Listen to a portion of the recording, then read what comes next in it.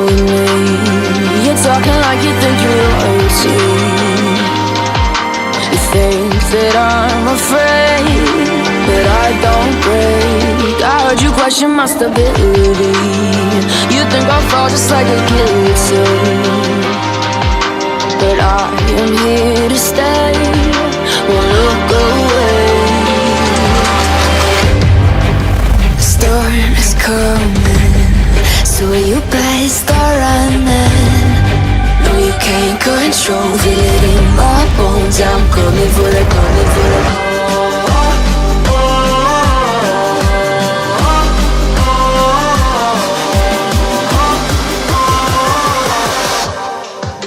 I'm coming for the throne.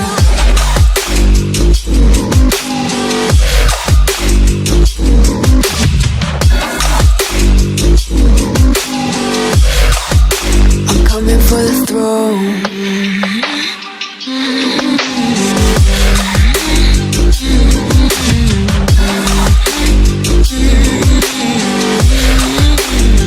So you wanna be my enemy? You should've known I'd never kiss the rain. Ice runs in my veins, won't play it safe. I don't belong with your nobility. Who died and made you king of anything? You think that I'm insane? It's your mistake. Kingdoms rise and fall. I've come to take it all. I'll take it. I've come to take it. Kingdoms rise and fall. I've come to take it all.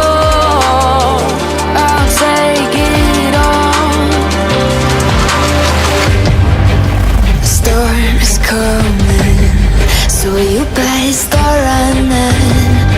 No, you can't control, feel it in my bones. I'm coming for the, coming for the.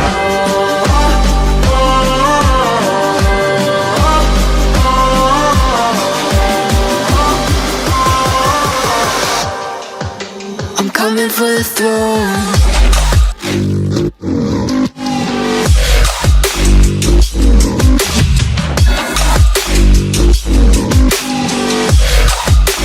Coming for the throne.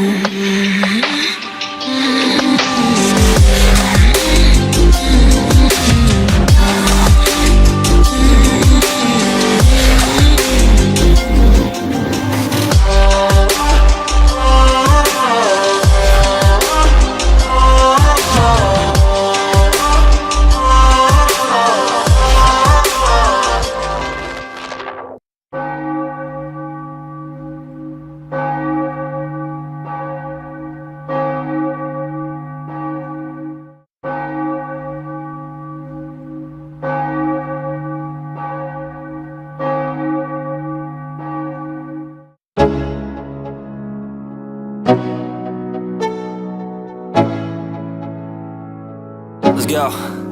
Yo, I'm like an addict, do I gotta have it. I ain't even playing, got a really bad habit. If it moves, gotta grab it, fuse like a magnet. Lose, won't have it till I'm doomed in a casket.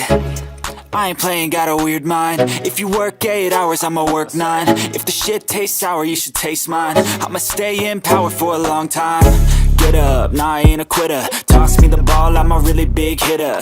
Big picture, I'm a straight killer. Rising the song to the highest bidder. Got juice, got gas, I'ma move fast.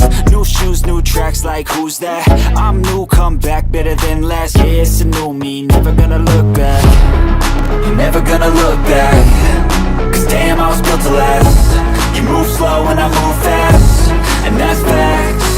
Only I can make a change. Slowly take a step today. I will never be the same. Cause that's what it takes.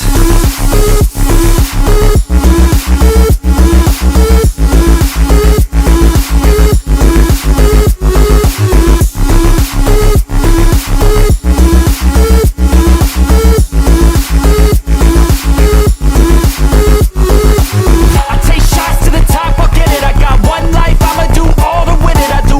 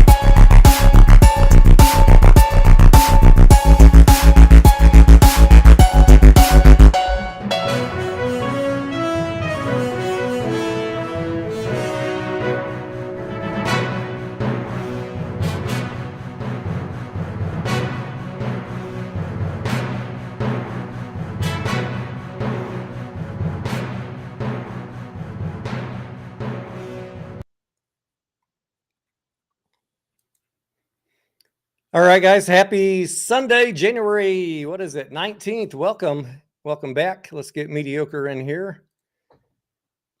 And let me get rid of this window. How you doing, Mediocre? What's up, buddy? How you doing? I'm doing swell. Freezing our ass off down here, but I bet any of you guys that are up in the north are feeling it too. We got a chance of snow here, I think on Tuesday, which is unusual for where I'm at down in the southern part of Texas. Yeah, Gus was telling us about 15 minutes ago they got some snow down there in the south too, Tennessee, Georgia area. I want to let the folks know that are tuning in. We're probably going to do about plan is maybe an hour live stream tonight. The markets are closed. Stock markets are closed tomorrow. What is it? MLK Day tomorrow, Mediocre? Yes, sir. And we have the inauguration. So I'm contemplating live streaming the inauguration event. Maybe I'll do that. Depends on what's going on tomorrow morning. We kind of have put off our normal weekend planning for what tickers we're going to buy next week. We've put that off until tomorrow discussion since the market isn't opening tomorrow. But in this video, maybe we'll talk about some plays that people are looking at in the Discord and take whatever question you guys want to talk about, whatever tickers you want us to take a look at this weekend. So let me bring in the Discord and see if we can get that to work without a horrible echo. Let's see, we got 3 folks in tonight: Gus, Rolf, and Richie. What's up, gentlemen? I'm doing all right. Gus, can you do a mic check? All right, and I see Richie's got his mic off for the moment. Mediocre. So Yes, let's talk about TikTok for a second, because you were pretty upset this weekend that was. TikTok was being shut off. And then lo and behold, today we get the news that Trump, before he's even in office, is already talking about an executive order to overturn that ban. And voila, TikTok is back on today. What do you think? I think it's amazing. I think that my whole I don't care about necessarily TikTok, right? Like, it is what it is. Like, it's an app, whatever. I mean, I occasionally use it, but I'm not like addicted to TikTok or anything. My problem with it is there's no difference between TikTok, the clothing app Shein, or any one of these other Chinese apps that we're using, Temu. Uh, what's that trading app? That's Temu too, right? Temu, yeah, I think that's a shopping app. I think my wife uses it. I think Temu and I think Shein are way more of a national security threat than TikTok is. I just think that our government, and I can't just say it's only Biden, right? Biden signed it into law. Yes, that is true. He did. But, it was the 3 branches of government that banned it. Which Congress passed the ban overwhelmingly, both sides of the aisle, right? Right. And that's the part that really gets to the American people at the core, I think, because, not to get all political or anything, but it doesn't matter what side of the aisle you're on, whether you're on the right or the left, right? I mean, they want to get back to the status quo, in my opinion. They do not want what's been going on with the American people having the information. They want to get back to you watching the regular news and falling in line. And that's what I think it's about. We talked about the security risks. I don't know if there's security risk with TikTok or not. I hear them saying that in the media. Haven't heard a lot of individual, stories about, oh, well, here's what information was taken from me.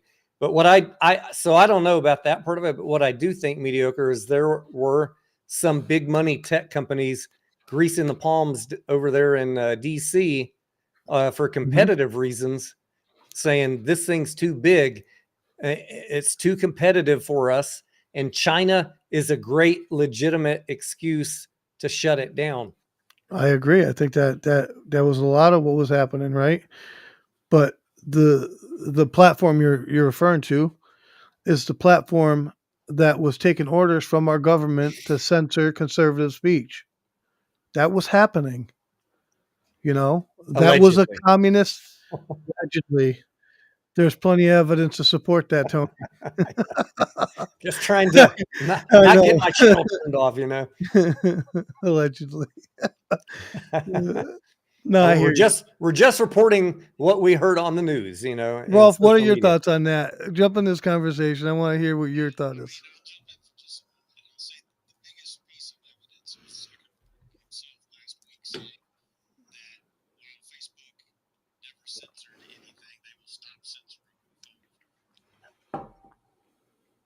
I had to get off Facebook, Rolf. It's just too much pushing of information in my face from Facebook. Every time I log in, oh, don't forget to do this, check this, here, warning about this.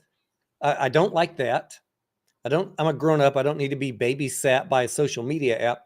And then the whole just vitriol and the fighting of friends and family, extended family on Facebook.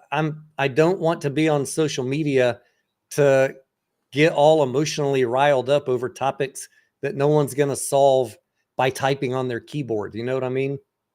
And I think that Facebook was a big part of pushing that. I haven't been on Facebook since just before 2020. It was getting pretty nasty, and after 2016, and I was done with it. And I think that's a big part of it, right? Facebook lost a lot of people that left their platform because of the way that they were censoring over there. And I think that hurts their brand, and it hurts their bottom line when they're losing market share to companies like TikTok. I think you're right about that. And how do you get people to get back on American platforms? I think that's a problem. But that's what happens when you have your government involved in private companies, right? And I'm sure there were no congressmen that were betting on Meta or anything. Rolf, did you look into that? You're good at that stuff. Mediocre? Anybody? Yeah, I seen it. I would say there's a large majority, and some that you would not expect. Some Trump supporting patriots that would have said, they're all for Trump, voted for the TikTok ban. I'll just say it. Marjorie Taylor Greene voted for it too, and she bought some Facebook before it all happened, allegedly. I'll have to look more into it on her stock page, but it's being reported that happened. Gus, you're a big TikTok user. What do you think? Because use TikTok. That's funny. Hey, I love it. Speaking of Trump, so we got the TikTok news. If you guys, if that bothered you in the chat, let us know. If you're happy it's back, let us know. But while we're waiting on the chat, Trump coin became a thing in the last 36 hours, 48 hours. Tony, Mediocre. I caught it at the bottom. You did. You went all did. in? All in, baby. I got the notification, Mediocre. We were hanging out, what was it, on Friday night? And as soon as we got offline, I started getting all these notifications. Trump coin, $5, $5, get in now. I was like, holy shit, load the damn boat. I did not purchase any Trump coin, but I did look at it. That's my running joke, Mediocre. I did get the notifications when it was cheap that this became a thing. I was like, is this real? Is this another hot tour? What's going to happen? And I started figuring out how to buy it. And then I looked up at $10, 20, 23, 30. I was like, oh shit, no, that's not for me now. I mean, before I could even figure out how to buy it, it was already over $30. So yeah, I have a chart here. It's currently looks like about $46. So it ran all the way up to about 79, currently at 46. I don't know what's going to happen. I'm very interested to see what happens with this. And apparently it is a legit thing and people were making a lot of money on it. Rolf, how much did you make on Trump coin? Oh, man.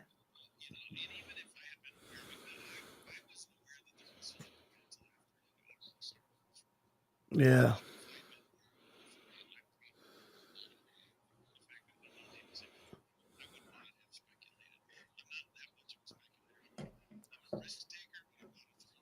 All right. Hang on 1 second. They're saying they can't hear the Discord, so let me just check something here. They can hear it, but it's soft. I don't know how we can fix that. I have a few people saying they can hear it and some saying it's too low. So I'm going to try, let's see. Let me try putting it in a window on my browser instead of a standalone app. Maybe that'll help.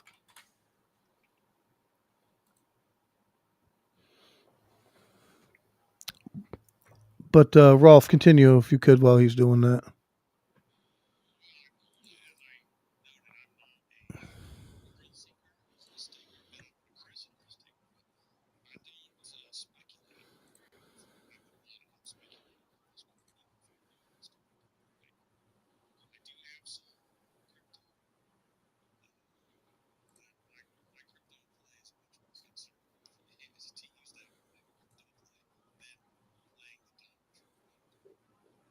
Yeah. I've got Ethereum, Doge, XRP, and Bitcoin. Those are my 4 toes in the water of crypto. All right. I think they can hear the Discord now. Let me know. I see it lighting up on. All right. So it looks like I'm reading the chat, and they're still having a hard time hearing the Discord. Yeah, but are you behind? Yeah, it's 30. Sure It's about a behind. 30-second delay. So. All right, and inauguration tomorrow. Mediocre, are you going to be watching that? I thought you and I might do a live, maybe. I don't know. We're still talking about it, right? Yeah, I will definitely be watching the inauguration. It's I think right. it's a historical moment. So if you're going to be watching it, and I'm going to be watching it, and may as well live stream it if we can. All right. Yeah. Ron says it's good. Anya says it's good. Discord, they can hear it fine. Sorry about that. We don't do this too often where we have the Discord live. And if you're in the Discord, guys, and you want to come join the voice conversation, just pop into the champagne room. And it's camera optional. You don't have to be on camera. Just make sure you have your headset and microphone or earbuds, whatever works for you. I noticed that Anya wants to talk about Lunar. And before Rolf leaves, let's get Rolf on the spot on his thoughts on Lunar, if he wouldn't mind. Yep. Rolf, you still here, buddy?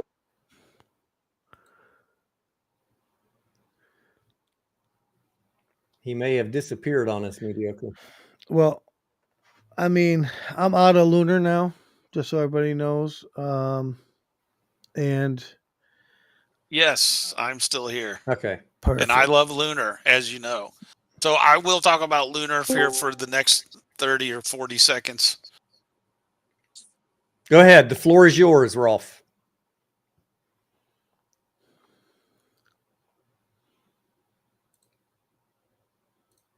What happened? He might be on a delay. Rolf, go ahead. The floor is yours on Lunar.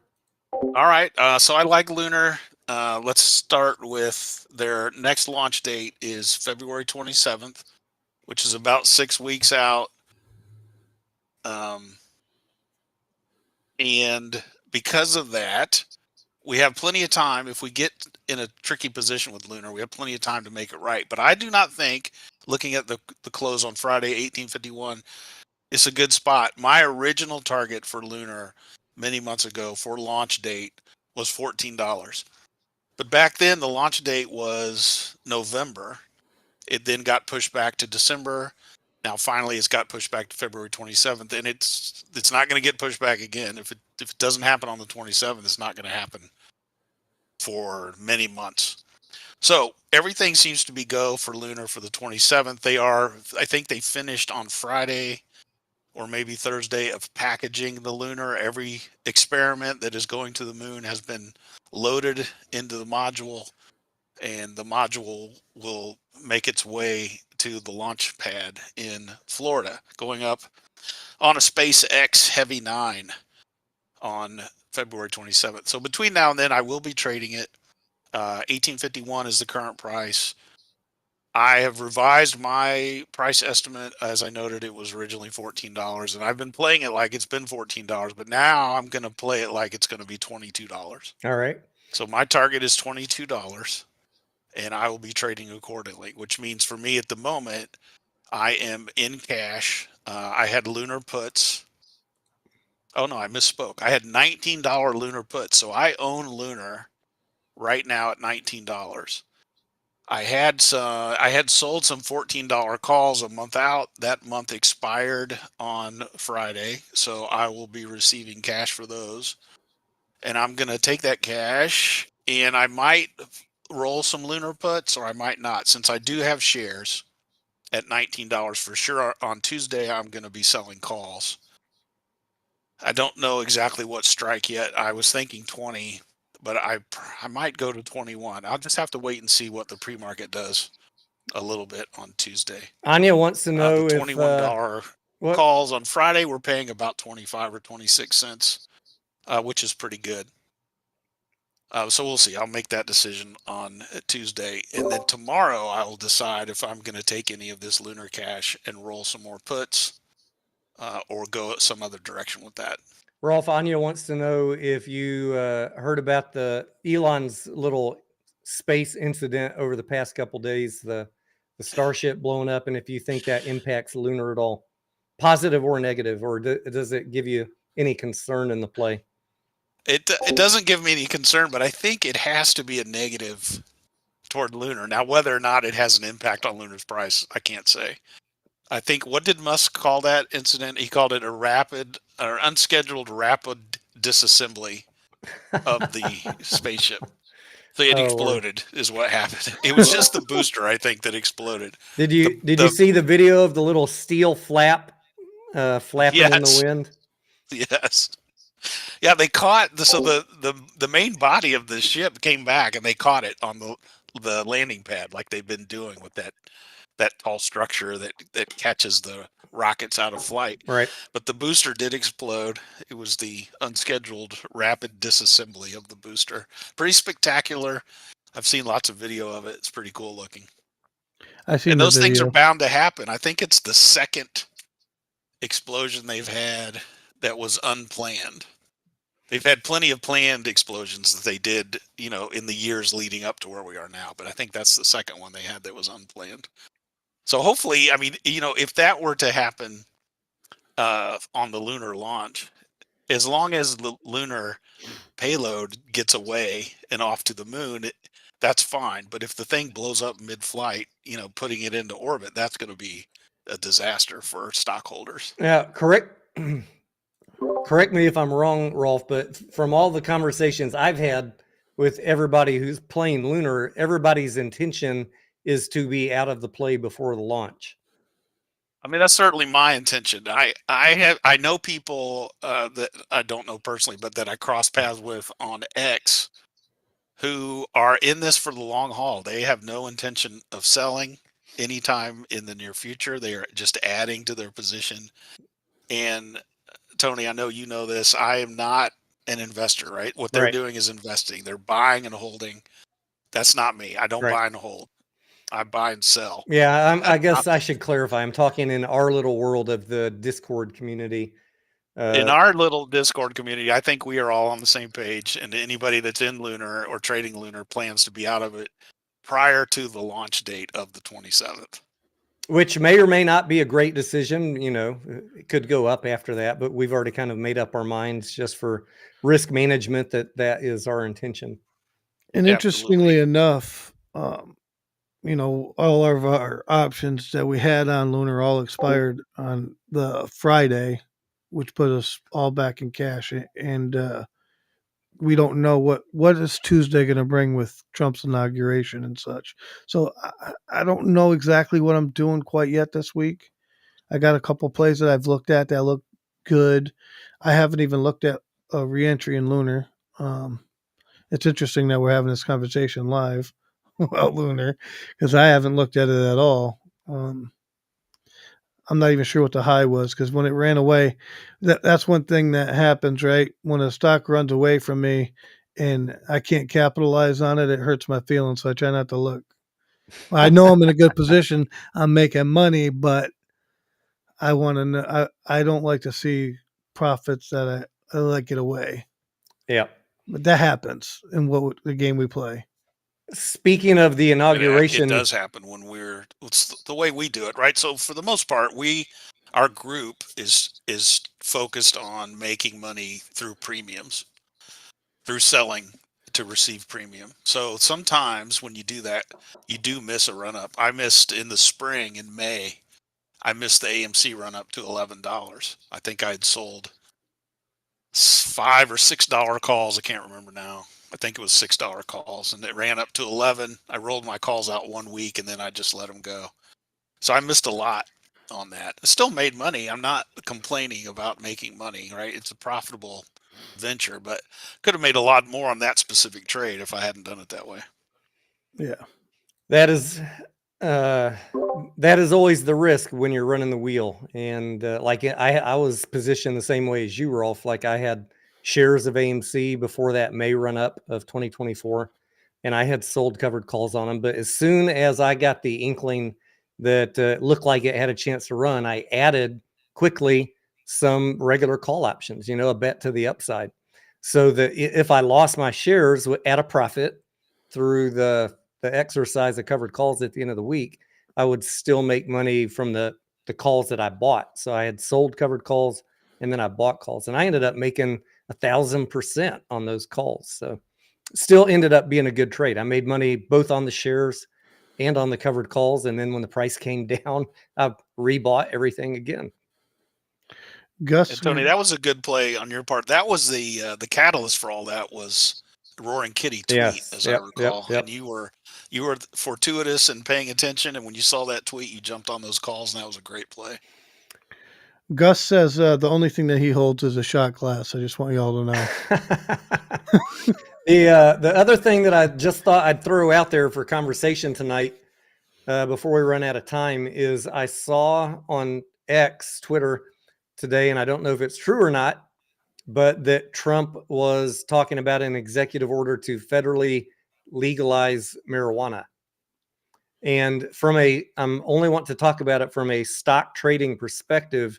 Is that true? Have any of y'all heard about that potential executive order? Have you been able to vet it? And should we be looking at those stocks for Tuesday or Monday night trading? This is the thing. This is why it's good to be in cash right now, because we don't know what is going to happen Tuesday morning. We could catch something really, really nice. I don't know what is going to happen. I don't think that he's ever really talked about that, as far as I know. But I mean, Well, let me jump in here because I do know he did talk about it before the election. So the election was November. He talked about it at the end of the summer. I don't remember exactly when, and he didn't give a firm answer one way or another. But the conversation, as I recall, it was all positive about legalizing marijuana. Like the things he was talking about were all the beneficial things that would come from legalizing marijuana. But I don't recall that he said, yes, I'm going to do this thing. And I don't even recall if he was asked that direct question on the interview that I saw. But I he just did wonder, talk about it. I just wonder if anybody heard him talk about it or saw something other than a tweet from a random guy on Twitter. Like, I wonder sometimes, you know how people are, Rolf. They want to pump something, so they create a rumor because maybe they have calls that are rolling into next week that they would like to see go up. So, hey, let's start this rumor and get these things moving on Monday night into pre-market Tuesday morning. I don't know. all I know is I have cash ready to deploy. Yeah. That's what I know. We are nimble and ready to roll. Same here. I got a fresh batch of cash from all my trades. I have one open trade that some options that I bought that expire this coming Friday. So other than that, I'm in cash. Any other tickers you guys want to talk about? Otherwise, we're going to look at box office real quick and take some AMC questions, maybe GameStop. And Rolf, Gus, Mediocre. I see Carlos in here. If you guys got any other tickers you're watching or thinking about, now's the time to mention them. I will throw one out or two. All right. I'll preface by saying that Donald Trump has campaigned as being pro crypto, and his SEC chair nominee is very openly pro crypto. So because of those two things, I am dabbling in some crypto stocks. I'm in IBIT.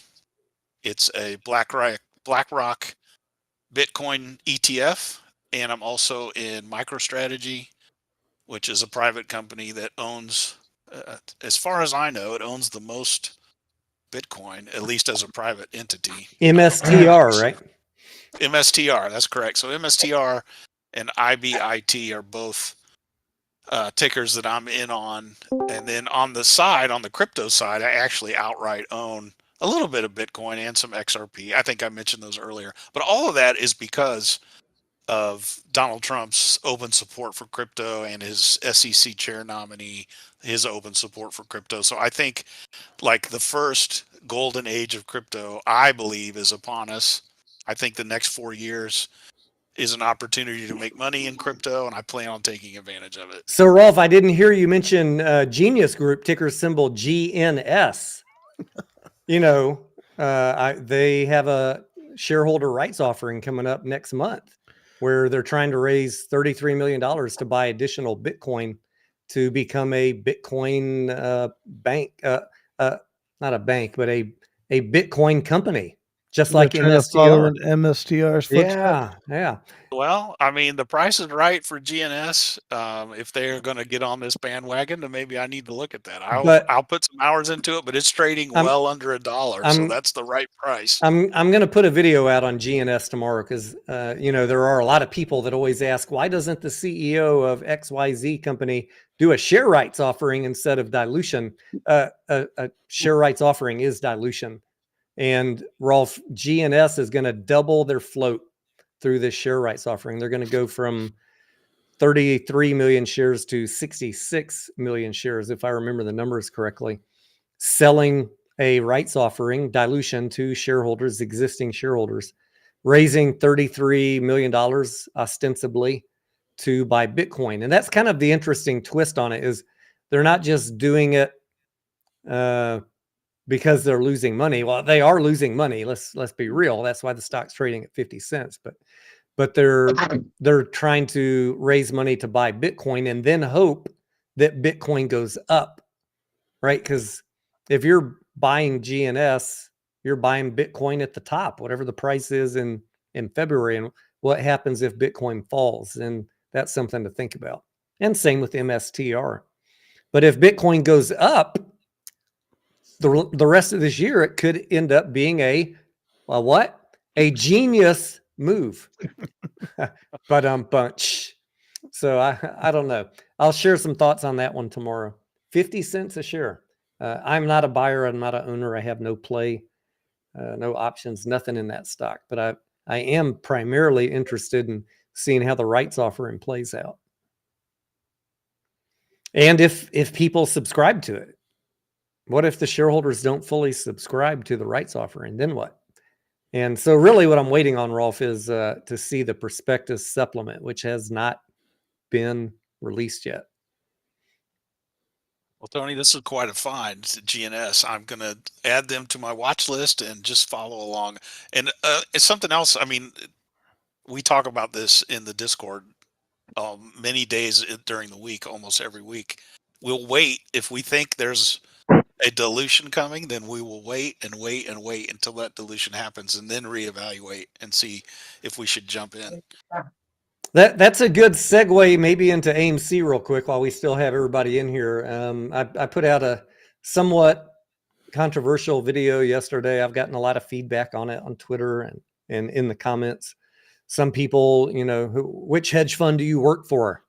Why are you being so negative? And then I have my favorite haters who think Adam Aaron pays me. So it is funny, I just tell you guys my opinion. Whatever the numbers say, whatever I see in the filings, I speak my mind. It might be good for AMC. It might be bad, depending on what I see. But we are all, I think, in the Discord discussing the risk of dilution. Rolf, do you want to talk about that for a second? I've already said my piece on video. Let's let some of you guys, Richie, Rolf, Gus, Mediocre, have a couple whacks at it. Let's What let are you Richie seeing? go. What are you seeing? What are you worried about? They got no money. Well, they have 500 million, Rolf. Now they have 710 million with the cash raise. Yeah, but the first quarter doesn't look good either. So that means we're probably going to lose more money. So they're pretty much out of shares. So what's their next bet? To me, it's dilution. I could be wrong, but that's all I can see. Some would say, Richie, that their next bet is every quarter this year is going to be massively profitable. That's what I'm hearing on social media. They don't need to worry about raising more money because they're going to make so much profits in 2025. I would say they should look at the first quarter movie theaters, and it does not look that way. But I want to now. Third quarter and fourth quarter, sorry, mediocre. Third quarter and fourth quarter look extremely strong, and then that's a different story. But right now, I'll stay out of it for now. My question to those folks, Tony, would be this. I mean, if they're expecting massive profits for these quarters coming, then why is Adam Aaron talking about the Go plan and possibly needing money to dilute? Moreover, Mediocre, why would the company put numerous risk factors in the 10Q and the prospectus saying if the box office doesn't grow, we're going to need to dilute more? I mean, it says it in plain English in black and white. That's not I mean, I love the company. Don't get me wrong, guys. I love the movie theater industry, especially as a trader. I think it's a great way to make money in the market. We love it for volatility play. Exactly. And, it's easy to understand, I think, if they're going to be profitable or not. There's a lot of things you can do work in the background to protect your position, where other companies, you don't have that luxury. And so I think that our group that we associate with do a lot of that. And we use a lot of technical analysis, and we put a lot of stuff together to make solid trades. So I just the revenue of the company is lagging still because the box office isn't back to 2019 levels. It's just not there yet, And Mediocre, I'm gonna issue an open invitation to anybody watching, and I asked a couple people this question via response on Twitter today. If you think the company is going to be profitable in Q2, Q3, Q4, that's fine. Maybe you're right. Maybe I'm wrong. That's cool. Show me your box office forecast by quarter, because you got to start there. And then show me your income statement line by line. I've already done mine. That's what I did this weekend before I made that video. I've already mapped out my expectations for box office every quarter this year by looking at each movie and coming up with my numbers like I do every quarter, every year. And I've already mapped out what that translates to for profit or loss for AMC for every quarter this year. I already know those numbers. So for me, if you have an opinion that it's going to be profitable, I'm just saying, let's have a conversation. Show me your numbers on your income statement forecast, and then maybe you can help me figure out where I went wrong. I'm sure you all seen my tweet I put out talking about how Regal just announced that they're going to be installing laser projectors in their theaters, right? Okay, so now you have Cinemark saying they're putting laser projectors, and AMC said, "Oh, we got to do something. Go on the Go plan." Now you got Regal saying the same thing. So they're all moving to these laser projectors, and AMC doesn't have a choice but to keep up with the Joneses. They have got to keep up with the Joneses so they don't lose market share. That is one of my major problems with the Go plan.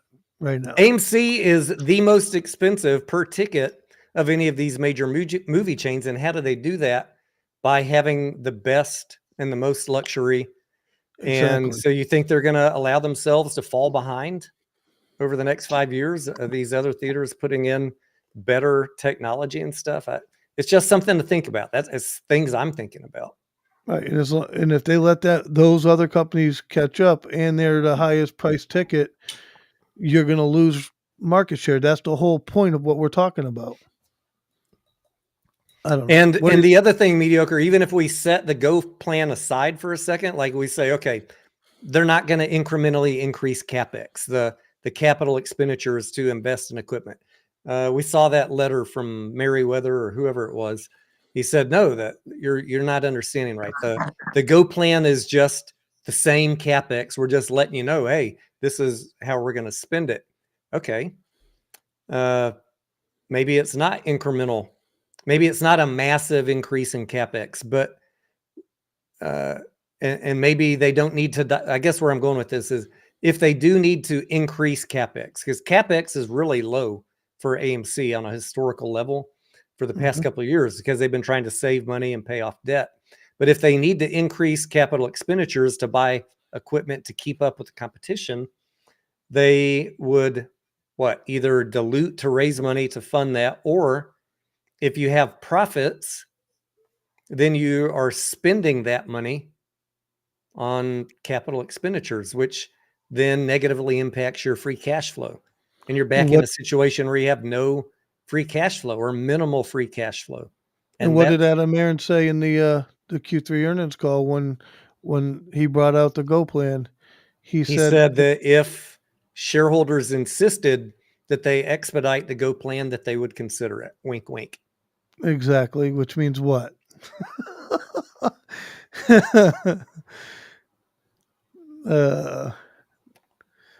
This is a lot of stuff I'm throwing at you guys, but free cash flow is AMC's ticket to success in the future. Like when you have both positive earnings and positive free cash flow, you start getting credit rating upgrades, and you can refinance your debt again in 2026 and get a lower interest rate with a better credit rating. But if they decide to start spending all their cash that they're making on capital expenditures, now you have minimal free cash flow.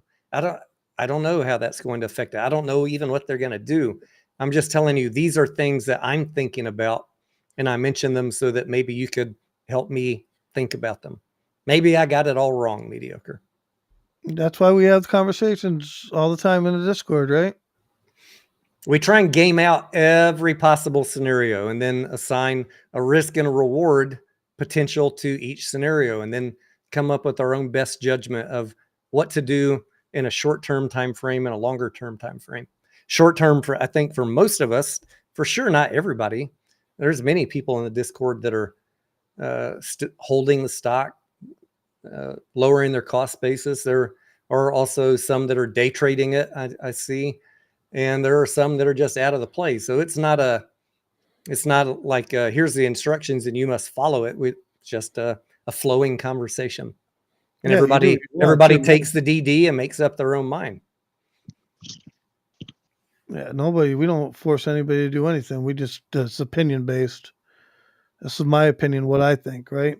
So right now, my opinion of AMC is I can make money elsewhere much quicker. And all opinions are valid, mediocre. That's right. All opinions are valid. But I see on social media, if I dare have an opinion, people want to shut me down.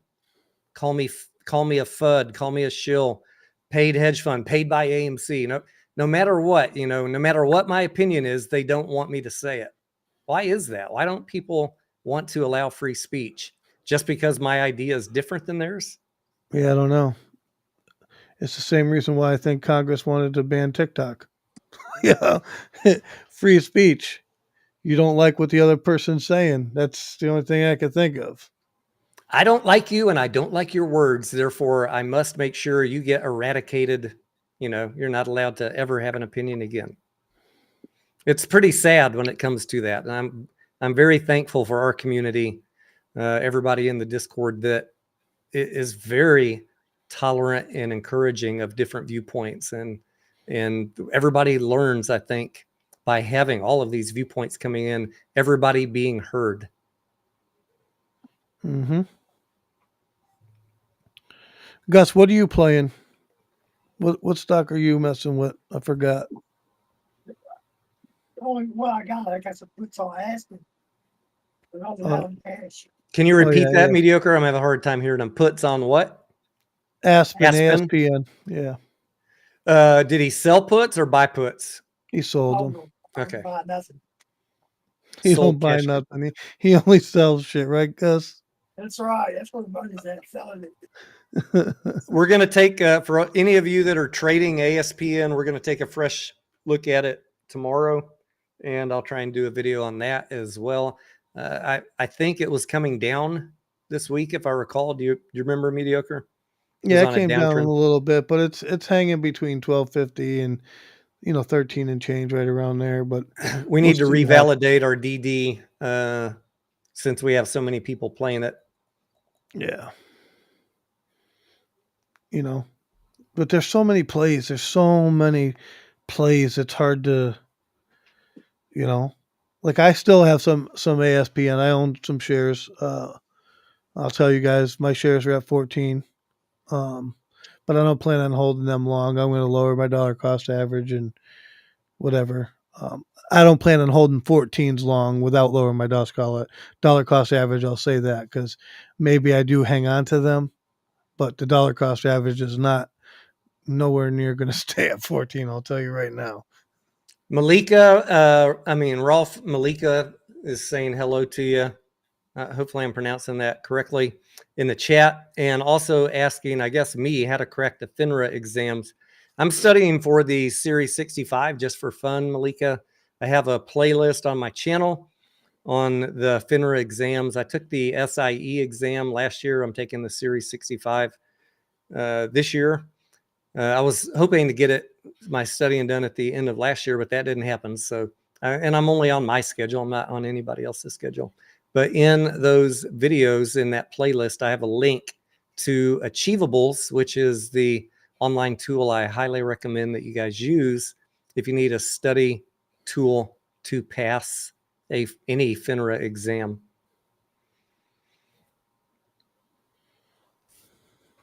Anya says she's in ASPN, just down a little bit. Muy bien, Anya. Anya says people don't like to be proven wrong. That's why they want to shut down opinions. I don't know. I don't ever care. And I know Mediocre doesn't care if we're proven wrong, but bring your facts, right? We don't want to have a discussion. We don't want to have a discussion on opinion. Learn me something. I'm willing to learn. Absolutely. If I don't know. Absolutely. That's the only way you're going to get better. And if you bring what you think are facts and we have a discussion, and you better be willing to have a two-way conversation, because if it's a topic we're interested in, then we're going to have our DD buttoned tight. I can tell you that.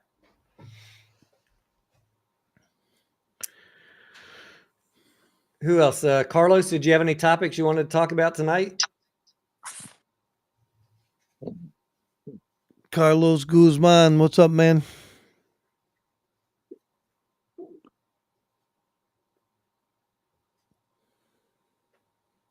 Guys, do you hear me well? Yes, sir. Yes. How you doing, Carlos? Doing pretty good. It was being a long time not in your group, but good to hear you guys. No, I'm playing some long stocks, just the good ones. Not playing for the short term. I'm just playing Uber. It was a very good entry, and playing some cover calls on that. Good. I like to hear that. Yeah, I'm doing good. Yeah. Very good. Thank you, guys. Yeah, thank you. Any other tickers that you're looking at, considering? You can bring them up tonight or drop them in the daily stock chat, and make sure and tag me so we can start doing some DD on those. We love you guys to bring us new ideas, because there's literally thousands of stocks out there, and everybody knows about the common ones. That's why I don't make a video a day about Tesla or Uber or Amazon. Everybody knows about those. We're looking for the hidden gems that no one's really talking about. Yeah, makes sense. Yeah. And I think Mediocre wasn't ASPN brought up to us by somebody on a live stream a couple of weeks back. No, you found that one on a volatility check, right? Yes, I found ASPN on the volatility check, but ASTS was the one you're talking about. Yeah, That came right out of a live stream. Was that the one you made $10,000 on? Yes, it was. Hey, easy. We can't be bragging about that. Right. Congrats. Some other YouTubers might get Show upset. your proof. Show your proof, Mediocre. I showed it, and he was upset about don't believe you showed your proof, and I don't believe you. Okay, then why even bother? It's just a trust fund baby doing my thing. Leave me alone. Oh God. They make me laugh, man. I swear. You guys, I apologize. I haven't been around. I'll tell you what's been going on. So for me, like, the holidays were great. Everything was great. And right after the holidays, my wife got sick. Actually, we talked about it in the live stream. And she got sick after that. Then my son got sick. And then I got sick. And the whole time, I'm trying to work and do all my job. It was brutal for me to get on and do some lives and make some videos. So I apologize. I'm turning the corner now. I am still sick. I've been telling Tony for a week now, like, I need a few more days. I cannot do it yet. Well, we're glad you're here tonight, and we're glad you're feeling better. It's been a rough week or two here, also, Mediocre, because, man, my wife is having the worst luck. She lost her dog, not lost, but he died of old age.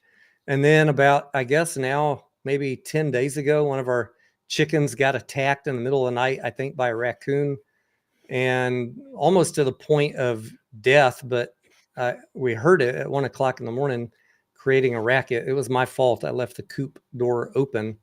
Something got in there and dragged it out by the head and bit her all up on the head, in the eyes, on the comb, and the throat. She had puncture wounds everywhere, cracked the top of her beak off. Beaks regrow. So she was just beat to hell. I didn't even know if she was going to make it overnight. So she's in our own personal in-home ICU, and we've been babying her back to health. She's a full-grown hen, but it was touch and go there for a while. But she's healing up, and I'm waiting for her to start eating. I think it's still painful for her to peck and try and eat something. Absolutely. But she's drinking, which is good. She's walking around. She's happy. But I need to see her eat. Until I see her eat, I'm still worried about her. And then today, we lost a rabbit to, not by lost, I mean, cross the Rainbow Bridge. So my wife is not having a good time, a good week. Scarlett, I'm sorry to hear that, by the way. Which means I'm not having a good week, Yeah, I know. It's a lot to deal with. But we're still here. Tony. We're still here all day, every day, talking about stocks. It's just there's a lot of distractions going on too. Sorry, Tony. May I share something with the team? Absolutely. Yeah. Just want to share that I'm kind of happy because about 2-3 weeks ago, I don't know, or a month, I'm out of finally with the AMC with some profit. You're out of AMC with some profits, and yeah, I mean, I've been tanked for minus 90%, 90 something, and then I just playing cover calls. You know, guys, I'm from Monterrey, Mexico, and in Mexico, there's no way to play options. Right. I mean, for the moral retail guys. Right. So I gotta move to the to estate brokers, and in this case I use First Rate, which is pretty good, and I just started playing. I mean, I stopped doing the DCA on Mexico, and I started doing the DCA on the first trade.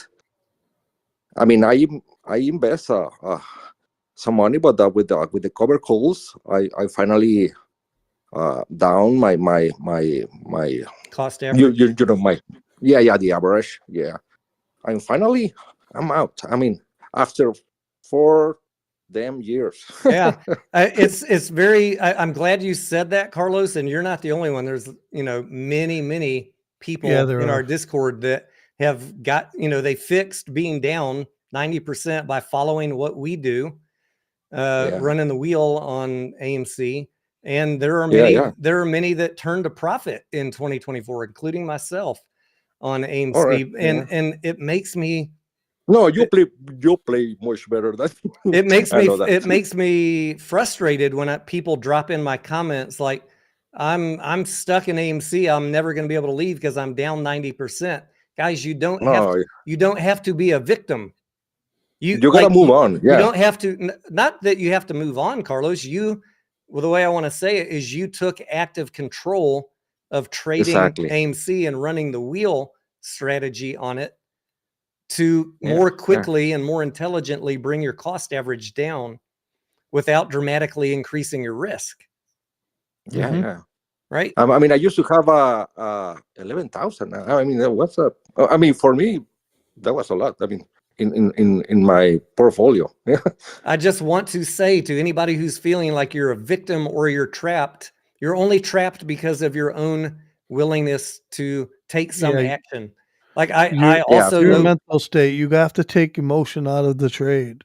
You have to also get out of that fear of it. The second I do something, it's going to squeeze.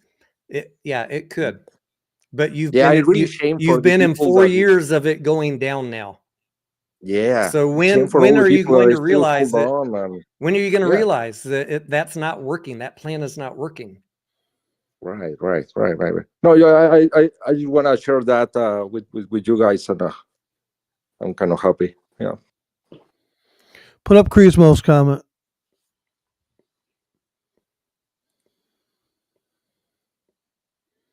Sorry, what was that?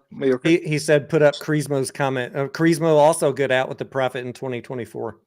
People ask me all the time, why are you still talking about AMC? I made a fuck ton of money, especially percentage wise, on AMC in 2024. Yeah, the company has problems, but you can make money on problematic stocks. Because they have volatility. Some amount, They have volatility. You just got to be smart about your entry and exit and your strategy. Our strategy is not buy and hold no matter what, and just keep dollar cost averaging into the grave. That is not what we're doing. Right. I don't buy and hold anything. I did the same with the Virgin's space. I mean SPCE. That's a lot of volatile meme kind of stock, and I did the same, and with a pretty good profits. Well, I'm glad to hear that the wheel is working for you, Carlos, and I'm glad you were able to get out of that play. I was going to say, we've seen traders like in November. There were, I got out in November after the earnings call, and Adam talked about the Go plan, and I looked at the Q1 box office, and I looked at the cash flow, and I was like, these guys are going to dilute in December. I'm getting out. I want to be out before the dilution. I got out at very close to break even because I had been buying at the low $4 for that round at the end of 2024, but we had people, you're a perfect timing guy, Tony. We had people that got out of the play in November with me that took a 5-digit loss in November. Like, I'm talking tens of thousands of dollars. But you know what? They had money still in the play that they took out. They took the loss, they took the hit, and they made their money back before the end of the year. In 2 months, they made those tens of thousands of dollars back on other plays. You don't have to be a victim. You have That's to be pretty sad. willing to Yeah. trade Yeah. and get around people that are looking for trades that, that make sense. Trades of the Oh, yeah. moment. If you can't find them yourself, get in a group. It doesn't have to be my group. Get a group that is doing well and join the group. There's plenty of them out there. I'm not selling you my group. I'm just saying. No. That's a great chat team. Yeah. I just don't want people to be deer in their headlights and like, well, there's nothing I can do. There's always something you can do. Mediocre, what do you say? I even posted on Twitter, which I don't like to brag, you guys, honestly. I don't. Tony knows that. And I didn't even make a video about it. But I posted on Twitter just, for the haters that hate on what we do and all that stuff. I posted on Twitter my gains, my percentage gain from 2024. And I didn't make a video about it. I haven't talked about it. Tony knows what it is. I'm not even going to tell you about it. You could go look on my Twitter. I don't really care. But the thing is I made a substantial amount of money, and you just got to keep going. That's it. I don't. Okay, now we're in 2025. The new year's here. My goal to keep growing percentage every week in my portfolio. I don't need to. I'm going to tell them what you tweeted, Mediocre. You made around 150% portfolio gain in 2024. I did. And I know that for a good portion of 2024, you owned more shares than most people that I know. Yes, And I did. so to say that we're not holding AMC or we're not trading it or we're not making money on it is just absolutely ridiculous. But it's not the only stock that we trade. I'll tell you right now, I'll just tell you, at one time, I was holding over 50,000 shares of AMC. In 2024. In 2024. I'm not holding that now. I have 0 shares of AMC right now. You mean 50,000? Wow. Huh? 50,000. 50,000. Yeah. Wow. Our Discord community, I would say, had, I don't even want to guess how many shares. An obscene amount of shares. So for everybody who says we're not holding the stock or we're not optimistic about the stock, we wouldn't be buying the damn thing if we didn't have optimism, but we also have realism when the numbers or the chart or the financials tell us, hey, the chart just skyrocketed 5x in May, time to take some profits and wait for it to come back down. Or like in November when we got nervous about Q1. All right, it's a good exit right now to just manage your risk and wait and see what happens. There's nothing wrong with stepping out for a couple weeks or a couple months, however long it takes. I don't want to hear this nonsense that we don't support the company or we're not optimistic. We're just using realism and using the numbers, using the financials, listening to what management's saying, and then trying to make reasonable decisions. This is not a cult like the only thing we know how to do is buy and hold. We are talking about the company because we like the company. We want the company to succeed. We want you guys to succeed, right? That's the whole purpose of why we talk about it. And it's a great play because if you don't listen, let's be honest. If I'm holding with you, just so you know, there's traders out there every day trading that stock. That's where the volatility comes from. That stock just isn't being held. People are buying it every day and selling it. It's happening. That's where your volume comes from. The turnover of AMC it's a lot because shares trade hands a lot. Literally, that's where the volume's coming from people trading it, Mediocre. I know. And so if you can't beat them, join them, trade. You got to trade. You know what I mean? What was going on from 2021 on up was not working for AMC. The buy and hold deal was not working. And when we were in court for the whole AMC ape debacle, that was time for me. I drew a line in the sand. I was not willing to give my hard-earned money. I have a family. I was not willing to give up all that money, for a company that doesn't give a crap about me. Okay, I like the company. It's a 100-year-old company. I'd like to see them survive, right? But their job is to keep the company going. And if taking money from shareholders is how they do it, that's what they're going to do, right? That's the whole purpose of them being on the New York Stock Exchange. Let me rephrase that another way to be more clear, mediocre. The company around the time of that court in 2023, as we discussed every night for a year, was going to convert so that they had the ability to raise cash because they were running low on Absolutely. cash, right? There was Right. no secret to anybody that the company was going to dilute when the court approved the settlement. That was not a secret. That's why I sold after the settlement was approved, because even though, and I told you guys, it was our opinion that 99% chance the court was going to approve it. So we were right on 100% of that. The court did approve it, and the company was very upfront with you that they were going to then use that newfound shares after the reverse split conversion to raise cash because they were running low on cash. Everybody knew that. Even the people that voted no knew that. And they still held through it, mediocre. They still held through the conversion and all the dilution, which is what I don't get. Like if you knew that was going to happen and you were mad about it, why didn't you sell when the settlement was approved? I don't get it. I don't even remember how many shares of Ape I had. I mean, that was ridiculous on you, wasn't it? Anyway, put up Jim Eagle's comment because that's a great comment. I like it. He says, lost my GME and DJT shares due to covered calls. Guess what? I made money on them. Beautiful. And that's the thing, Jim.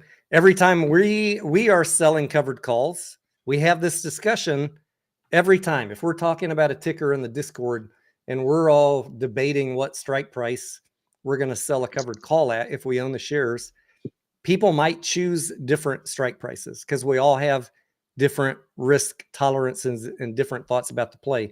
But we might all take the same general strategy, like selling covered calls at, let's say, AMC. In May, we might have had some selling covered calls at 450, 550. Everybody's got a different idea about what works for them. It also depends on their cost basis. But everybody that is doing that is willing to sell their shares at that price. They already made peace with it, and they already know they're going to make money if they get called. So that's a win, Jim. You sold covered calls, you made money on the premium, and you made profit when your shares got called away. That's a win-win in my book. Jim, let me ask you a question. You can put in the comments. After you did lose the shares, did the stock price come back down? Are you able to get in at a cheaper entry if you wanted to? Not saying that you have to do that right then. I'm just a question for everybody else.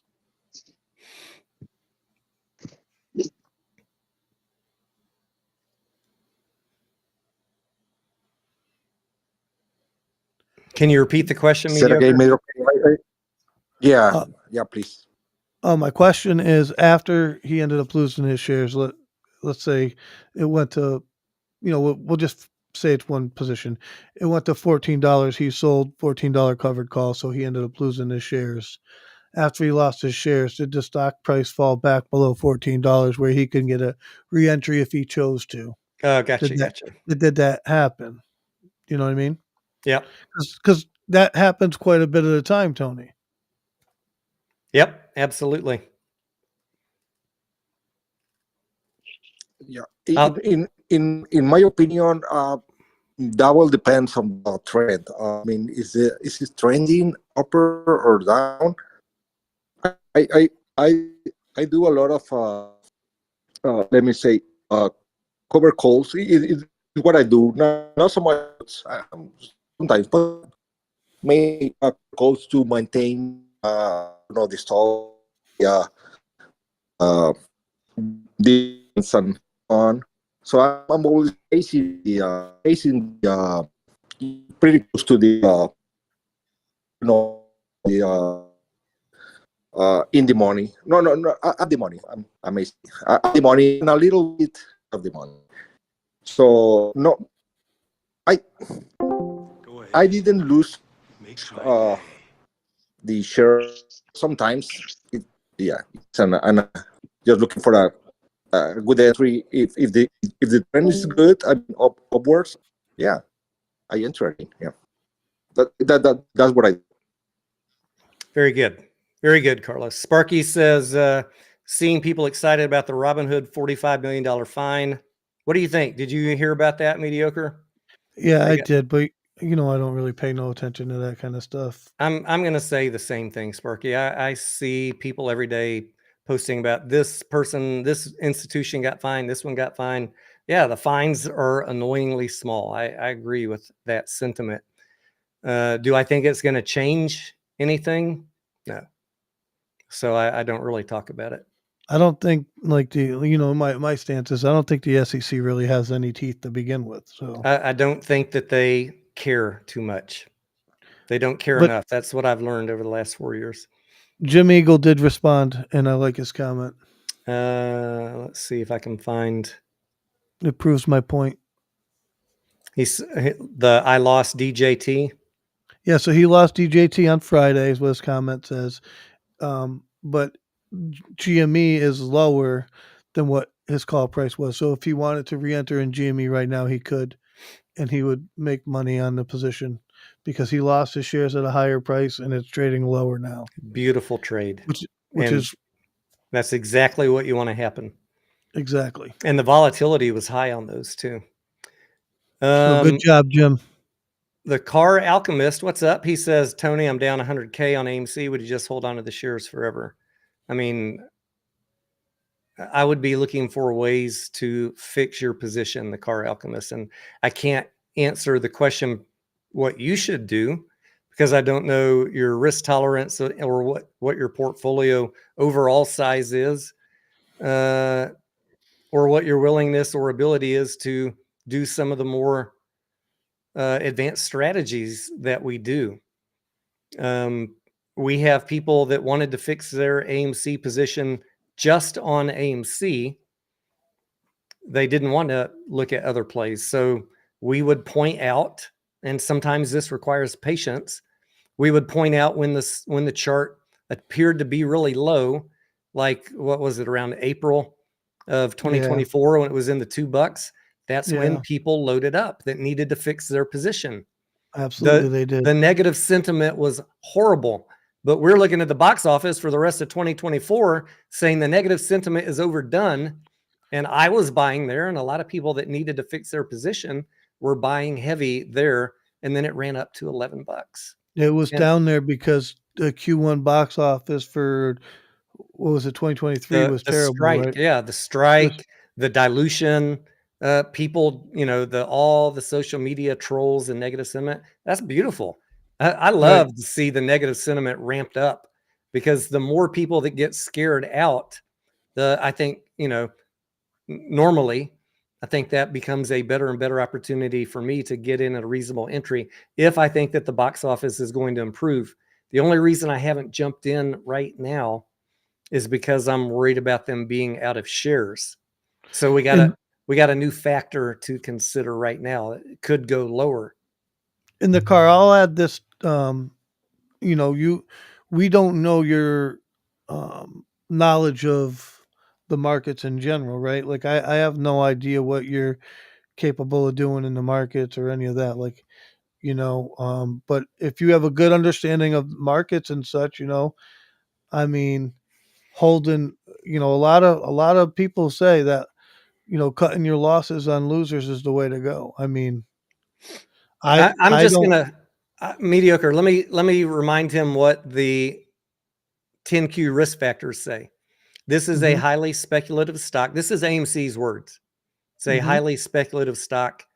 If the box office does not dramatically grow, there's a very high probability they're going to need to raise more money. Therefore, you could lose all of your investment or the value of most of your investment. That's the current risk disclosures from AMC. I can tell you There are thousands of companies out there that don't have those risks. So, do you want to keep riding that risk for the hope of a big reward? Or does it make sense to you to move that money out into something that is safer, like a blue chip or a ETF index fund, or just something that is trending up? It doesn't have to. We day trade, week trade, swing trade, volatile stocks because they're moving up that week. And then we're in cash over the weekend and we look for the next one the next week. But it sucks if you're in a stock that's only going down. Like, you got to be able to read the chart. The only reason you're still in it, I'm guessing, is because you're listening to people that are telling you it's going to squeeze tomorrow. So you got to decide what your belief system is and what is more important to you. You know, and your overall capabilities in the market, right? Like, I don't know what you're capable of, but if you're new and you want to learn, I think you come to the right channel to learn a few things, right? Like, we can talk a lot of stuff, and you can join the discords or whatever, and there's people in there that will help you to understand, things on whatever whether it's TA, whether it's fundamentals, whatever, you know what I mean, to help you learn. That's the thing. You have to kind of, I don't know what you know. I'm not saying that you don't know. I'm just saying once you have a good understanding, it's a lot easier to make money, in my opinion. The other thing, we have an advantage over some people. We're like, I'm able to sit here and watch stocks all day and do a lot of research. Not every, a lot of people have regular jobs where they can't be watching stocks for day trades or swing trades. So depending on your time availability also could affect your strategy of what you do. But just in general, the stock has been trending down. I think that it is going to get better box office wise in Q4 based on what I'm seeing right now. Q4 in 2026 will be better. But my question is to myself, and by extension to you guys, what's going to happen between now and Q4? What's going to happen? That's what we need to be all thinking very hard about. And I'm not talking just opinion. Who is showing you the numbers of what is going to happen? Oh, it's fine to say, I think it's going to be the best year ever in the last 5 years. Okay, great. Best box office in the last 5 years. Show me how that translates to positive earnings by walking me through your income statement forecast. Because I've already done it. And it doesn't, unless every box office for the rest of this year is over 2.85 billion, I have a hard time. I couldn't make a video to convince you that the company is going to make a profit in Q2 or Q3 because my spreadsheet is not showing that. And I'd like to add to that too, right? Like, right now, we all know, and I know people don't like when we bring this up, but it's true. AMC is out of shares. So if something goes wrong, they don't have a backup to save them at the moment, right? That's an issue. That's the primary thing I guess we're worried about right now, Mediocre, wouldn't you say? Yeah, absolutely. So what happens for the car, just so he can understand, right? I'm going to speculate. This is pure speculation. I have no idea this is going to happen. I have an idea that it's a possibility. This is true. I will say that much. But let's just say that AMC asked for a reverse split, just for the sake of argument. Now, a reverse split has nothing, zero, to do with dilution. Am I wrong, Tony? I would say a reverse split does not change the mathematics of your position or the company. In isolation, the reverse split does not change the math of anything. However, exactly. Mediocre, carry on part 2. All right. So if AMC performs a reverse split, they get the votes, however they do it, and they perform a reverse split, then the stock price is going to go to a higher level. Okay. Depending on what the split ratio is, I don't know what it'll be. I'm just using it as an example. So the stock price will be higher, which makes it harder for somebody to lower their dollar cost average, right? But on the other hand, what was the purpose they did the reverse split? Well, the main purpose, my belief is that they need the shares to put back into the authorized. So if they do ever need to tap the equity markets, they have available shares to do so, which they do not have right now. That's not even an opinion, mediocre. They disclosed that in the latest prospectus. Well, I know they did, but I mean, I'm trying to be nice, but they didn't say a reverse split. They didn't say reverse split, but they said Exactly. if we don't get more shares, this presents significant risk. Right. So yeah, I think they're going to do something. I don't know what something is. Exactly. That's, to me, that's the easiest route for them, I think. I mean, there's an easier route, which you've explained, but I just think that's how it's going to go down if it goes down. And, Here's I'll wait and see. That's where I'm at. Here's a good little point Anya brought up that Dink was talking about in the Discord today. Mediocre, you know how the executives at AMC are compensated heavily. Bulk of their compensation is in awarded RSUs and PSUs, shares, right? Yep. And those shares vest over 5 years. And the company's already set aside shares for the previously approved compensation packages over the last 5 years. Those are locked in. Mm-hmm. But coming up in the next proxy this summer, when it comes to compensation, how are they going to award them any RSUs or PSUs? They're out of shares. Mm-hmm. So what? Now, you got two options. They're going Mm-hmm. to need to find more shares somehow, wink, wink, nudge, nudge, Yep. to have not only shares for the company to raise money if they need it, but also executive compensation. Or if they don't get those shares approved, you think the executives are going to take a pay cut from $25 million package to just their salary of $1.5 million? Or do you think it's more likely that they're going to say, well, we got no more shares, so we're going to convert to cash awards for this year? Some will argue, Tony, that they're overpaid and they don't deserve any of that. Well, that's a fair argument, and I'm going to table that for a second. I'm going to tell you that I've already read in previous documents from the company, if they are out of shares, they will pay cash bonuses, which will what? Be detrimental to income and free cash flow. So it's a lose-lose situation for us. They're going to get their money. Yes, they are. You don't win by penalizing the executives and saying no shares for you. They'll just turn around and authorize a cash bonus, and then you get fucked on the income statement. Let me remind you guys that we tried that back in 2021 when we refused them shares, and look where we ended up when we were at 72. If we gave them the shares at 72, we would not be in the position we're at right now. That's a fact. Just Do It says, what market cap would you be interested in? What market cap would I be interested in going long? I'm not really looking at the market cap per se to decide when to buy. I do look at market cap, and Mediocre, I know, looks at it also a lot when we're analyzing the effect of dilution. Absolutely.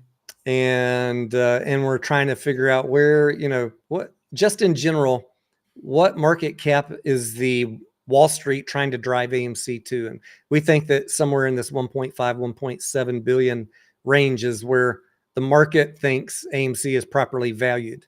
That's why the price came down with the dilution to keep the market cap around 1.5, 1.7. But if you go back in, I think you all should do this. Go back and look at historic market cap for AMC, and you'll find out what we're talking about. Yeah. And go back to look like 2017 to 2020. That's kind of our reference point, not 2021, 2022. Those were FOMO market caps. But to answer your question, Just Do It. I don't look at market cap to decide my entry. I think about box office, say in 2026, and then I think about how's that going to translate to earnings per share, and then what multiple is the market going to assign as fair payment for those earnings for a forward PE ratio. And I would say a 20 to 25 PE ratio is reasonable based on looking at Cinemark and IMAX. So you got to do the work or watch my channel from time to time.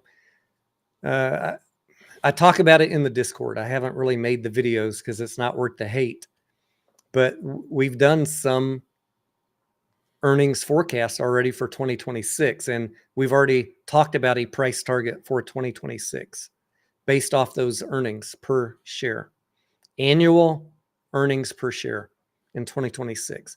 I'm going to make up a number right now. I'm going to just pick it out of a hat because it's easy math. Let's say the 2026 expected earnings were $1 per share and the multiple of theater companies is 20. That's a $20 price target in 2026. What I can't tell you is what is the earnings per share going to be because we're not there yet. And I don't know what the share count is going to be by the time we get there. See, that share count works in that equation. The more shares you have, the lower earnings per share goes. So all these people telling you, oh, it's going to be a $20 price target in 2026. Not if they dilute the float by 500 million more shares. It's going to be a $10 price target per share. Hopefully that makes sense to you guys. If not, watch this on replay. Work out the math yourselves a couple times. And that's something that we work a lot on when it comes to dilution plays, because you need to know what the market is going to value the stock at, right? So you don't get caught. That is our number one goal, not to get caught holding the shares in a bad price and being underwater, right? Because once you're underwater, then you have to work to drag yourself out, and that's it can be done, and we do it, but it's not an easy task. It ties you up for um, a period of time before you can fully get all your money out, and that's an issue I have, right? Like I'm not trying to be underwater at any given point, you know. Mediocre, you want to address JP's question on the screen? He says they need to sacrifice one of the two, AMC or GameStop, so they will squeeze GameStop and bring down AMC. Do you think they're tied together like that, Mediocre? One must get sacrificed to let the other one win? I don't think they're tied together at all, in my opinion. I think they both have their individual. They're both meme stocks. You can say that. You know, when people FOMO into GameStop, I believe people FOMO into AMC. I don't know if I would even call it FOMO now. Day traders know, like, okay, they're going to go into GME and they're going to go into AMC and push the price up and make money based off of whatever the news may be, whether it's Roaring Kitty or whatever. That's what I believe happens, right? Because if you want to say they're tied together in that aspect, it's because of situations like that. But other than that, they're both individual companies and they trade with the way they trade. Yeah, they're a lot of individual times companies in completely different sectors. So in my opinion, also Mediocre, they're not tied together other than the fact they're both meme stocks. What happened with GameStop last week was not that AMC brought it down. GameStop was wildly overvalued based on current earnings, the PE ratio of what? 150, 200, 300, whatever the PE ratio is, ridiculously high compared to its peers in the retail sector, which is how you compare companies. Don't compare it to Uber or Amazon or Tesla. Compare it to the retail sector. It's wildly overvalued. The cash on the balance sheet is not used to value the stock. The earnings are. So there was a lot of hype based on the 4-year anniversary of January, based on the hope that Roaring Kitty would come back, based on a Christmas box tweet, based on the options chain being loaded up. And I was telling my Discord every day, every week, the higher it goes, the more likely it's going to get spanked. And as soon as it started getting spanked, then the options chain starts getting unwound. The hedging that was required drives the price down even faster and faster. So Tony, As much as the options chain is bullish when it's going up, it works against you the second they decide to start unwinding it. wouldn't you agree too, Tony, that when they say that, AMC's following GameStop or GameStop's following AMC, the charts look similar? Wouldn't you agree that that's mostly a market move based on the overall market and how it's moving? I would need to refresh my memory, mediocre. I have laid AMC over GameStop, and there are a lot of similarities on the two. I can't remember my comparison if I did it to the SPY or not, but they mostly move together, except AMC gets disconnected when they do dilution, and of course they get disconnected because AMC has a company specific event that's driving the price down. Yeah, a lot of times they follow the overall market. I think what's happening is, people are, the market's moving up, whatever. Maybe they're buying some meme stocks because the overall market's moving, or it's going down, and maybe they're dumping some of that position. I think it has a lot to do with the overall market. That's just my opinion of it. Clark says maybe Trump will come out and issue an executive order and make it illegal to short stocks. Clark, I'm not going to say anything is impossible, but I did tweet about a month ago. I think this is just my opinion, and I know it's very unpopular. If anybody's counting on Trump to save your play, I think that is a misguided belief. That's just my opinion. I'd be happy to be wrong. But yeah, I don't think he's going to ban short selling. I don't think he can. I'm not sure that it's an integral part of the market. Yeah, that's what I mean when I say the SEC doesn't have any teeth. But could Trump just do an executive order? But okay. It'd be a fascinating case study if he did. That's all I'm going to say. I'm not opposed to it. Let me just be clear on that. I'm just saying from all the stuff I've seen with Citadel and all them and the whole cat system stuff and how it all went to court and the courts were like, they were saying it's unconstitutional, this and the other thing. But the SEC, everybody wants the SEC to act, and they can't act because they don't have the power to act. Because Congress has to give them the power to do that. They need their power from Congress. And so when the Congress doesn't make laws that helps us retail, nothing's going to change. That's what I'm trying to say. Could he make an executive order, enforce the SEC to do something? Probably. I'm not sure how. Yeah, we already know naked short selling is illegal. Yeah, it still happens.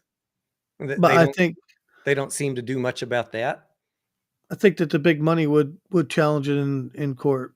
I'm not opposed to it. I'm just saying it will be challenged. Whatever happens with the market is going to get challenged in court. JP mediocre. I'm going to let you answer this one because I know you're going to answer it the same way I would. JP says you talk about fundamentals when you know the stock market is rigged, whatever price they want. Even Kenny said it. Mediocre. Give it a whack. All right. So let's talk about what Kenny said. Kenny said he believes, because I know exactly what you're talking about, JP. Kenny said he believes that they should be able to, choose the price where they want to go as a market maker or whatever. My point. I think he was talking about Citadel, the institution that invests in stocks, not the market maker. Market maker is just making a market. So we got two Citadels, right? He's talking about the trading arm. Yeah, you're right. I misspoke there. I apologize. You're 100% right on that. So what he's saying though is it's his money. If he wants to use his billions of dollars to drive the stock down, he 100% can. That's what you guys fail to realize. Like you're saying he doesn't have the money. I don't understand it. If he wants to move the price down or sell his shares or whatever, he has the right to do it with his money. It's his money. You can't tell somebody that how would you like it if I told you how to trade with your money? I'm going And I to add a told you, little extra you layer can't of go color. long. I'm going to add an extra layer of color to your first salvo there, mediocre. Citadel can drive the price down using their money, as mediocre said, but they can only drive it down to a fundamental price that the market agrees is fair. Absolutely. Or some other institution is going to come in and start buying. Right. That's what you guys are failing to understand. And this is why I'm talking about understanding the fundamental value of AMC or GameStop. Because if you're willing to overpay it, he's willing to short it. And he will short it to the point where it doesn't make sense from a fundamental value anymore, because someone else or many others will come in and start buying it. Let's So just use he an example here. We'll only talk drive about it AMC. down to a certain point. And that's why you must understand what they perceive to be the fundamental value, even though it sticks in your craw because you hear GameStop YouTubers telling you, oh, it's undervalued at $34. Bullshit. I've laid out the case time after time on videos showing you why it is overvalued at 34 bucks. It's a speculative bet on a future acquisition based on the current fundamentals, the current earnings. It's wildly overvalued. And Kenny's going to short against your bet because you got nothing. There's no one willing to step up. Here's a with perfect you. example. Let's go back to AMC, Tony. We've talked about it tonight, as a matter of fact. When AMC got pushed down to $2, we were buying. Why were we buying at that time, Tony? We were buying because It was undervalued. right, the market cap said it was undervalued, and the box office was coming back. There was a lot of things in the future that were going to move the price back up. And when you see that, so no matter how much somebody drives the price down, there's going to be somebody on the other side to buy it back up if it's You- undervalued.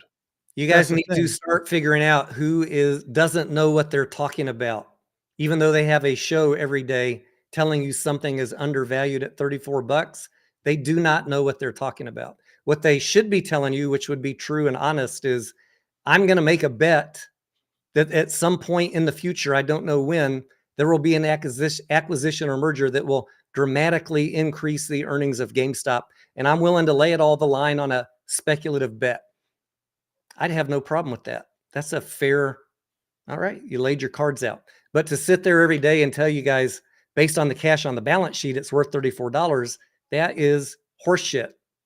And any person with a finance or accounting degree would run circles around that argument because it's nonsense. Cash on the balance sheet is only worth book value, and that's around 11 bucks for GameStop. So stop listening to anyone who's talking about cash on the balance sheet. Tangible book. Oh, it's not book value, it's tangible. It's the same fucking thing for GameStop because It's like they don't have any goodwill. Tangible book value, same thing. it's like the new Trump coin, right? That ran up so much. It ran up because why? There wasn't a lot of sellers and people were buying and trading it up. You know, when you have a float, that float is pretty small. I believe because they I think Trump owns 80% of it. Don't quote me on that. So that only leaves 20% tradable. I think it's $1 billion afloat. But the point I'm trying to make is people buy and sell. They're buying and selling that 20%. That 80% is being held. We're assuming, right? Then that's why the price is going up, because that's what's being traded. There's no downward pressure on the stock. So it works in both directions is what we're saying. So if they believe the fundamental value is at, say, $14, but Goldman thinks it's 16, they're going to get into a bidding conflict, and who knows, maybe we end up at 14.50 or $15 right in the middle. You never know. That's how the market is played. So Citadel has a lot of power to drive prices down, but they know when to stop because the rest of the market will beat them if they push something down too much. This is why you guys must understand how they're looking at the play and listen to what they're saying the fundamental value is, I think. If you want to have the best opportunity not to lose money. The 20, the Let's bring 2021 Anya's. phenomenal. Go Okay, ahead. Go ahead. No, you want to finish this topic. Go ahead, and then we'll move I on was to going to say Anya's the question. 2021 phenomenon that happened with the short squeezes. A lot of people don't want to talk about like that chart from Ortex that I saved. You gave to me. There's a chart from Ortex that kind of shows that short sellers stepped out of the way, specifically on AMC. Okay, GameStop, they might have got squeezed out, but on AMC, it appeared that short sellers kind of stepped out of the way and allowed it to run. And that, why did they do that? So they didn't get squeezed out of the play and they can short it down from the top and not lose money, right? At that time, you got to remember, not only they knew what was going on at the time. At that time, our government was giving everybody free money that was putting into the market that gave everybody a chance to buy AMC. People piled in like crazy, and the shorts were like, "Oh, I'm getting out of the way." This is my opinion. You don't have to believe me. I got a chart to kind of support what I'm saying. But the fact of the matter is, it ran to 72. All right, what's different today? Today, what's different is you don't have the government giving millions of people money that they're putting into specific stocks and everybody's piling in all at once. So for me, it's not the same play it was in 2021. I'm sorry to tell you guys that. That's just my belief. All right, What do let's you move think of on that? to Anya's question. Who's driving up Carvana? Carvana's financials, Anya, changed. They changed dramatically to where they started reporting massive earnings, which drove the price, which drove institutional buying and algorithmic buying. The question is, and the question's been raised, did they cook the books to artificially inflate those earnings? Some people say yes. And I think there's probably a good case to be made for that yes. How many other car companies do you know? I follow some people in the industry on YouTube that are in the auto industry, and they're struggling, these other car sale outlets. So how is Carvana the only one that's making massive profits? It does seem odd, but the algos and the institutions follow the SEC filings until they have reason to believe that they're not correct, and then it'll get dumped. That's what I think. Every price always follows earnings. How many professional analysts on TV do you see start out talking about a stock based on here's how we value it based on the book value? You don't, unless they're talking about what? A Keith Gill scenario where the market cap is under the book value. We don't have that with AMC or GameStop. So they always start talking about multiple of earnings. I want you guys to hammer that in your head. Earnings drives share price. Go ahead. The thing that varies is what does the market value those earnings? High-tech companies, they'll give a high valuation because the earnings growth is expected to be better than the market. And something like a retail store, they'll give a low PE ratio to because they typically have very slow earnings, slow growth. Anya says the hedge fund questioning them just shut down. Maybe the executives were scared for their lives. Is that the Carvana and Hindenburg? Yeah, I don't think they were. I don't know if I would call them a hedge fund. I think they did short Hindenburg Research. They were a that firm that looked for what they saw as malfeasance going on in the market. And they had a pretty good track record of being correct, I think.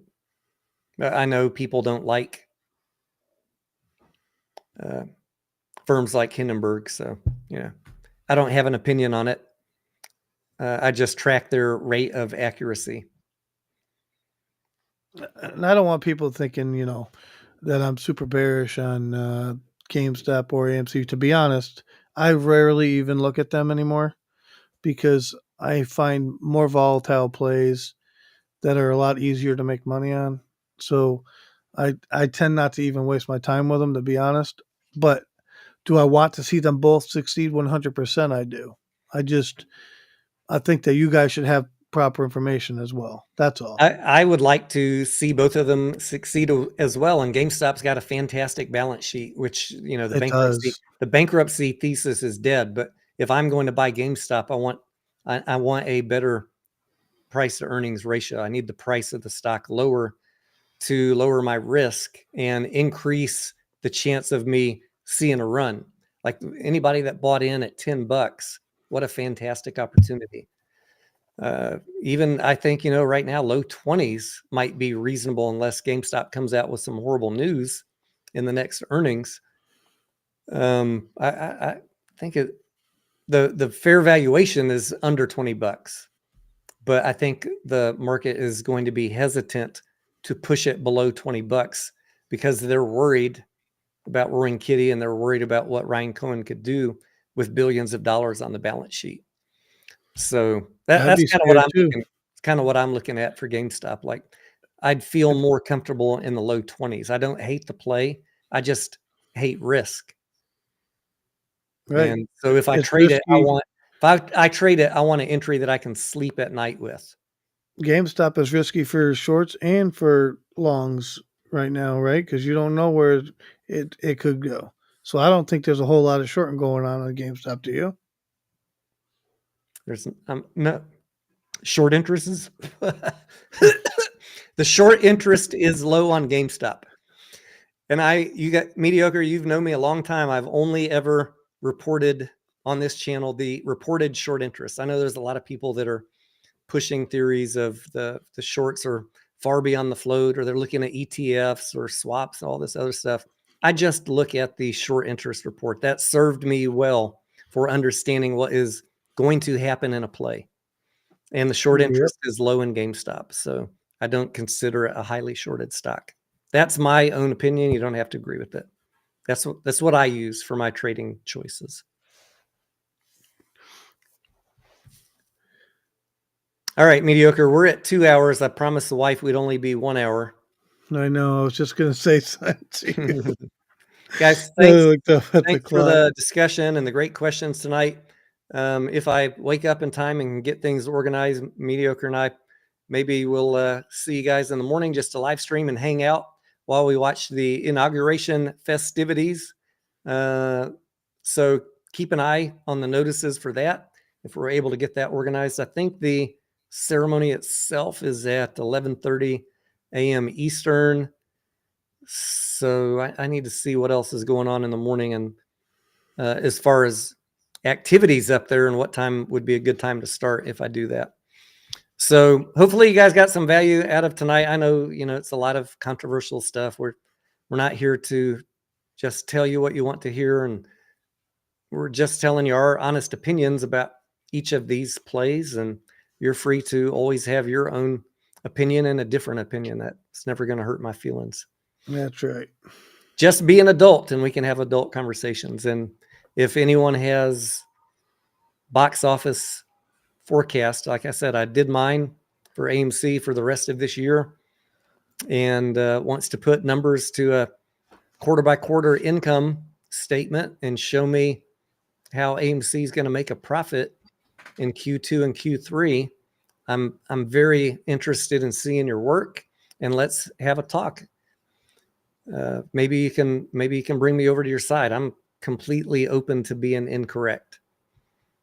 So that invitation is always there to any of you. Mediocre, thanks for your time tonight. Rolf, Gus, Carlos, everybody that joined in on Discord.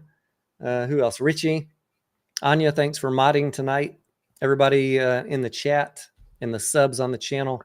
Thank you. You all. You guys Let's are make money. You guys are why we're here. We hope we're delivering some value, maybe some new things for you to think about from time to time.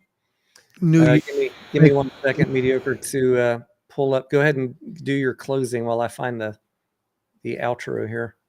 You got it. What do you want to say goodbye? I just want everybody to understand we're in a new year. Let's trade emotion free. Let's make some new money. Making money, baby. Kenneth says, what time live stream tomorrow? Just keep an eye on the notifications. Set that alarm bell on the YouTube channel. I haven't picked a time yet. When I get done here, I'm going to go look at the day's schedule of events, and I'll try and decide later tonight, and I'll post it in the morning. Thank you, guys. Have a good night. We love you. Peace out. Good night.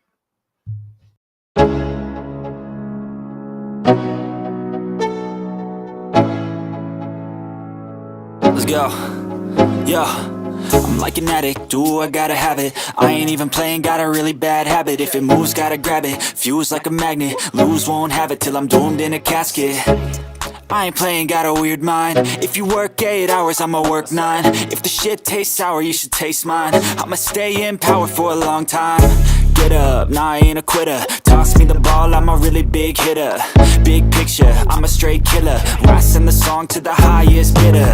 Got juice, got gas, I'ma move fast. New shoes, new tracks, like who's that? I'm new, come back, better than last. Yeah, it's a new me, never gonna look back.